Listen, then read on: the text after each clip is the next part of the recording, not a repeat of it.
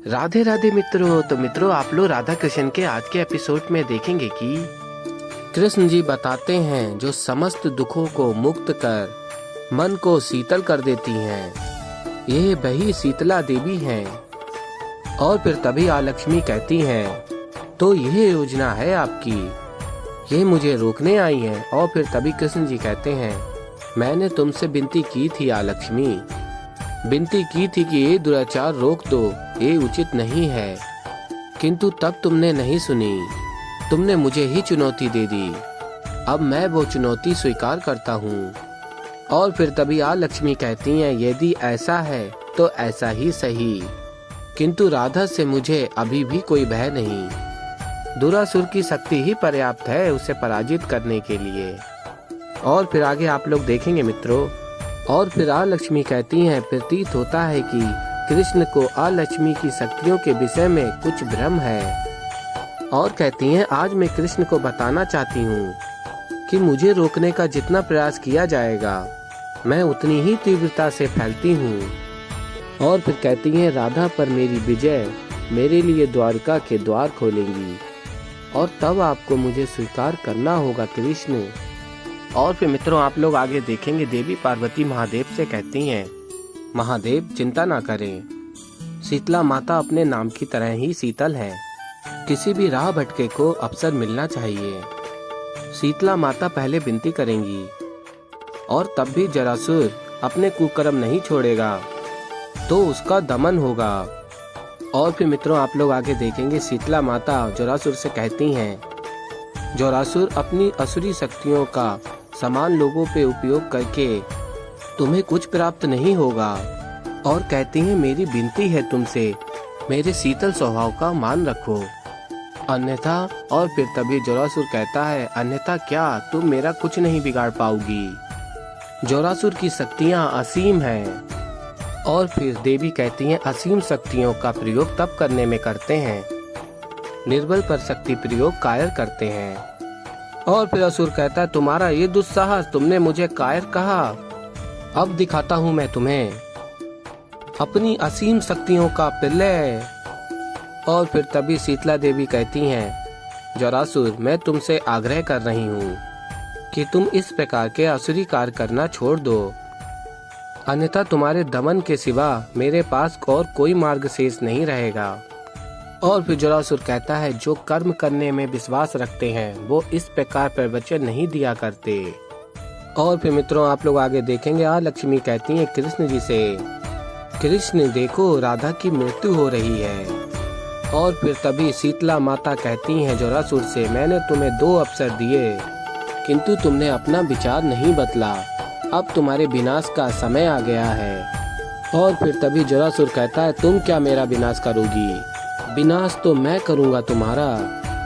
और फिर मित्रों, आप लोग देखेंगे, महादेव देवी पार्वती से कहते हैं, देवी अद्भुत शक्तियों का संचार किया है आपने शीतला माता में। और कहते हैं, आज से माता शीतला रोगों का उपचार करने वाली देवी मानी जाएंगी, और अनंत काल तक संसार उनकी पूजा करेगा। और फिर मित्रों, आप लोग आगे देखेंगे, शीतला माता सभी द्वारका वासियों को ठीक कर देती हैं और जरासुर का दमन करती हैं। और फिर तभी लक्ष्मी कहती हैं, ये कैसे संभव है। और फिर कृष्ण जी कहते हैं, मैंने तुमसे पहले ही कहा था, चेताया था, किंतु तुमने नहीं सुनी लक्ष्मी, तुमने अपने विनाश को स्वयं ही निमंत्रित किया है।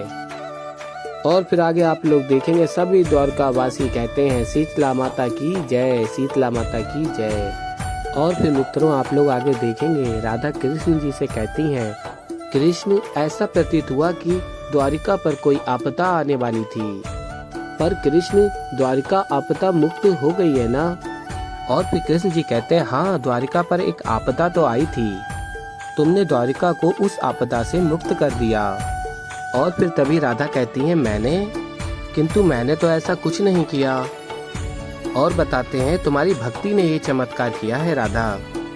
और फिर मित्रों, आप लोग आगे देखेंगे कि कृष्ण जी लक्ष्मी से कहते हैं, क्या तुम्हें सत्य में लगता है राधा को पराजित करना इतना सरल होगा। और फिर तभी लक्ष्मी कहती हैं, बड़ा विश्वास है ना आपको राधा पर। और कहती हैं मुझे एक बार द्वारका में ले चलो कृष्ण, उसके उपरांत पता चलेगा कि कौन कितना सक्षम है। और फिर कृष्ण जी कहते हैं मैं जानता हूँ वहाँ लक्ष्मी, जहाँ तुम रह सकती हो वहाँ लक्ष्मी नहीं रह सकती, और जहाँ लक्ष्मी होगी वहाँ लक्ष्मी नहीं होगी। अब तुम बताओ तुम्हें मैं कैसे भीतर ले जाऊं, क्योंकि द्वारका केवल लक्ष्मी के लिए है, अलक्ष्मी के लिए नहीं। और फिर तभी अलक्ष्मी कहती हैं आपके समक्ष दो ही मार्ग शेष हैं कृष्ण, या तो द्वारका में इस प्रकार आपदा आते देखते रहो, या अन्यथा मुझे अपने साथ राजमहल में ले चलो। वहाँ जाकर मैं लक्ष्मी को भी प्रभाव में ले लूंगी और भ्रष्ट कर दूंगी उसे। और कहती हैं बोलो क्या चुनोगे कृष्ण, ये चुनाव ही मेरी चुनौती है।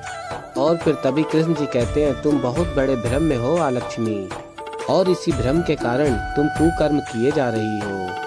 यदि मैं तुम्हें अपने साथ राजमहल ले भी जाऊं, तब भी तुम में इतनी शक्ति नहीं है कि तुम लक्ष्मी को भ्रष्ट कर सको।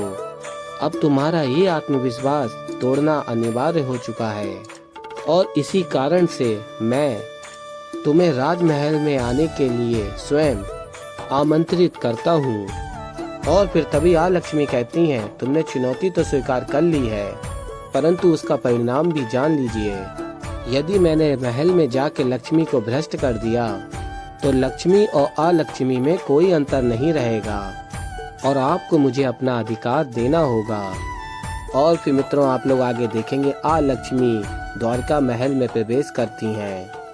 और फिर तभी शाम कहता है ये मैं क्या देख रहा हूँ, कहीं मुझे भ्रम तो नहीं हो गया।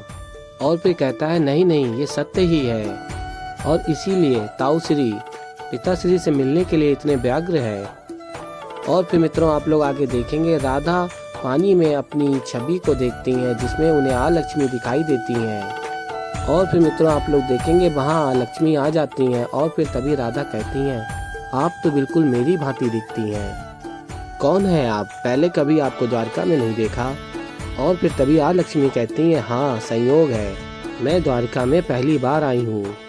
और कहती हैं मुझे ज्ञात हुआ आपने शीतला देवी के पूजन का आयोजन रखा है, तो मैं भी चली आई। और फिर तभी राधा कहती हैं ये तो उत्तम विचार है, शुभ कार्य में भाग लेना सदैव ही लाभकारी होता है। और फिर मित्रों आप लोग आगे देखेंगे कि राधा अलक्ष्मी को वचन देती हैं कि मैं आपको कभी राजमहल से जाने के लिए नहीं कहूँगी। तो ऐसे ही मित्रों आगे और भी बहुत कुछ देखने को मिलेगा। तो अभी के लिए इस वीडियो में इतना ही।